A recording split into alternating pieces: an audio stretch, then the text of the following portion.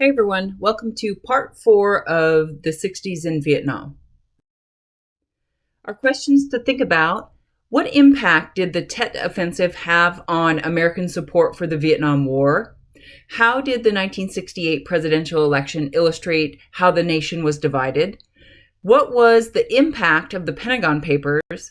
And how did the Vietnam War end? So picking up the story where we left off, we've seen the implementation of the draft and this dramatic Americanization of the Vietnam War, where by the end of the 1960s, we have well over 500,000 U.S. troops serving in Vietnam. But the struggle for the American military is that nobody's wearing a sign saying, I am Viet Cong, that I'm one of these rebels operating within the South, or that I am someone who supports the Viet Minh or the North Vietnamese government. And so the United States military had taken to displaying the body count of the North Vietnamese troops as a sign that the American operations were successful. And so there was pressure for troops on the ground to inflate the body count, to claim that they had killed many more of the enemy than they had actually. And then on the home front, the American government was telling the American people that there was success in the Vietnam War, and really that any moment the North Vietnamese government was collapsing or was on the verge of collapse, that the end of the war was in sight, couple weeks, 6 weeks, 3 months at the most kind of thing. And so there's all this misinformation reaching the American public about the Vietnam War. Because again, the last thing Lyndon Johnson needs politically is for his enemies to say he is losing Vietnam to communism. So the United States military, the United States government has created this facade that it is displaying to the American public. And this facade crumbles. January 31st, 1968, the Vietnamese New Year, or Tet, the North Vietnamese launched this massive coordinated military attack on more than 100 different sites within South Vietnam. And it's surprising. I mean, this is a shock, because if you believe that the North Vietnamese government is on the verge of collapse, how could the North Vietnamese government possibly launch this sort of operation? Now, militarily speaking, this is a victory for the United States military, because within a month, all of those places that had been attacked by the North Vietnamese were re-secured. So militarily, this is a victory for the United States, but politically, it is disastrous, because it proves to the American public that we're not winning this war like our government has said. And if the North Vietnamese can launch this kind of attack, then it's proof that this war is not going to be over quickly. The Tet Offensive is going to have a serious impact on Lyndon Johnson's career. 1968 is a presidential election year, and Lyndon Johnson had already started taking the steps towards campaigning for his reelection. But after this moment, he just chooses not to run again, because it's very clear that he is probably not going to be reelected. So taking a closer look at the presidential election of 1968, it was already unusual that a sitting president of the United States was facing a political challenge from in his own party. But that's exactly what had happened. Eugene McCarthy represented an anti-war branch of the Democratic Party, or they were nicknamed the Doves. And then Lyndon Johnson's branch, the pro-war branch of the Democratic Party, were nicknamed the Hawks. So the Hawks and the Doves. And so Eugene McCarthy had gained a lot of popularity with young people in challenging Lyndon Johnson for the Democratic nomination.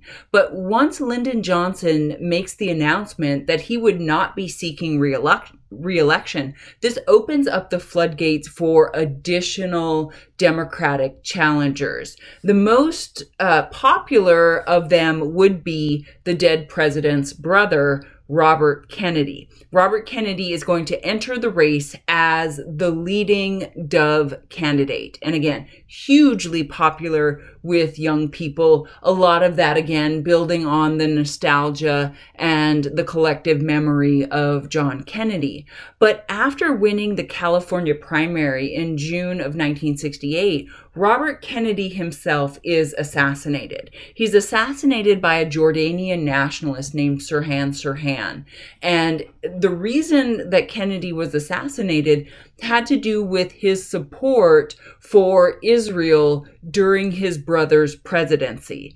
And then once Kennedy is assassinated, then this whole Democratic nomination is again once again up in the air. So Eugene McCarthy is going to gain some ground with the Dove portion of the Democratic Party, but then Hubert Humphrey, who was Lyndon Johnson's vice president, is going to gain traction with the Hawk portion of the Democratic Party. And again, I'm going to be posting a documentary related to the 1968 presidential election within the folder on Blackboard.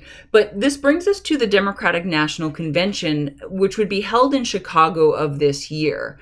Within the convention, there's this huge debate between the Hawks and the Doves.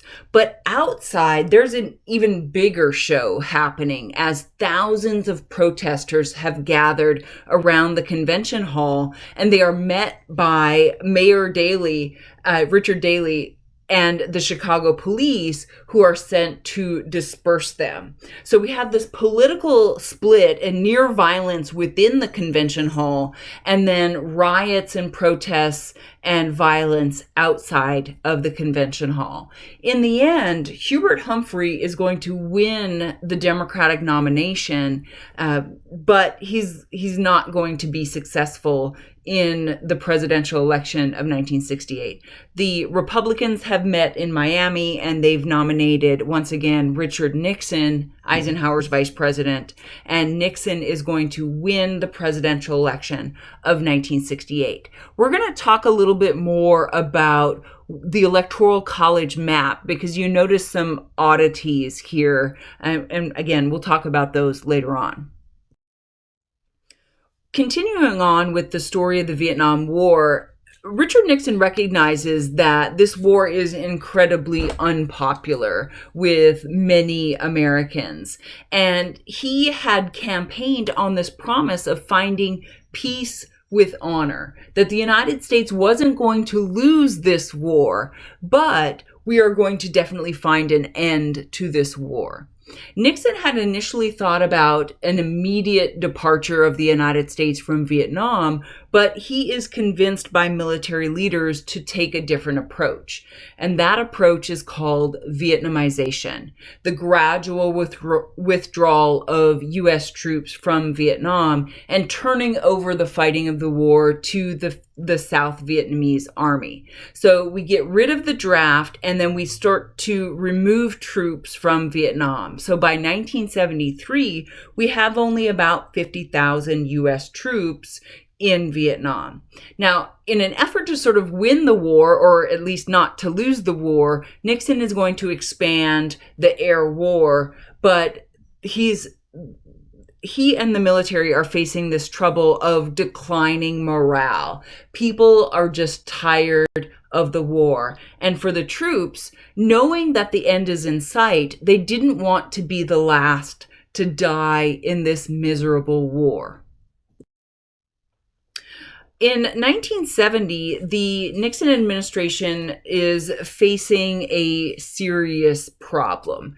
There was a secret Department of Defense report that had been initiated by former Secretary of Defense Robert McNamara, detailing American involvement in the war.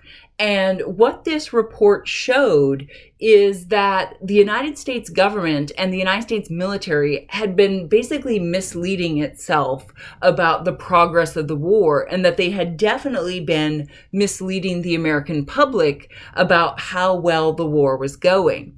Daniel Ellsberg was an official working within the Pentagon, and he is the one who leaks the report to the press, the so-called Pentagon Papers. Once the Pentagon Papers become public, it has a dramatic impact on American support for the war, obviously. So first of all, we've eliminated the draft. Nixon's moving towards Vietnamization, but also in 1970, Congress repeals the Gulf of Tonkin resolution. So Congress repeals that blank check. And then later on in 1973, Congress passes the War Powers Act, which limits the president's ability to send U.S. troops into war zones without congressional approval. Meanwhile, South Vietnam's efforts to win the war are fading. Peace talks with North Vietnam continue until January of 1973, when a peace agreement is finally signed. And then in March of 1973, the last of the U.S. combat troops leave. But once the United States exits the war, then the war resumes between the North and the South. And in 1975, the North launches a full-scale invasion of the South.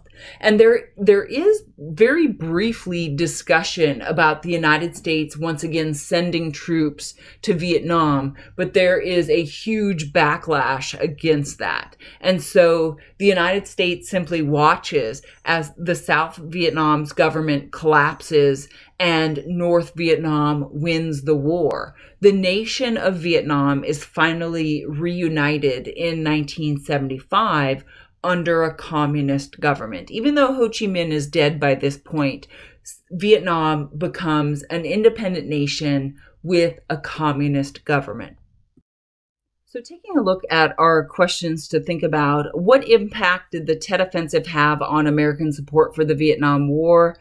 It is the beginning of the end. I mean, once the Tet Offensive is launched, it proves that North Vietnam is not on the verge of collapse, and it proves that this war is not going to be over quickly. How did the 1968 presidential election illustrate how the nation was divided? We see it within the Democratic Party, the hawks and the doves. The fact that Lyndon Johnson is not able to run for re-election because of the Vietnam War. What was the impact of the Pentagon Papers? Again, it's huge. Nixon is the president when the Pentagon Papers are released, and even though the papers don't describe his portion of involvement in the Vietnam War, it proves to the American people that they've been lied to. We talk about a credibility gap between the American people and the American government, and the Pentagon Papers takes this from a gap to a chasm. I mean, this is the Grand Canyon of difference between what the American people are now willing to believe from their government. And then how does the Vietnam War ends? With Nixon's Vietnamization, we are turning over the fighting to the South Vietnamese army, and then we are working our way toward a peace agreement. That peace agreement is signed in 1973, but once the United States is removed from the war resumes and South Vietnam falls. And in 1975, Vietnam is reunited. So we have some pieces that we need to pick up later on, but this is the end of our story of the 60s and Vietnam.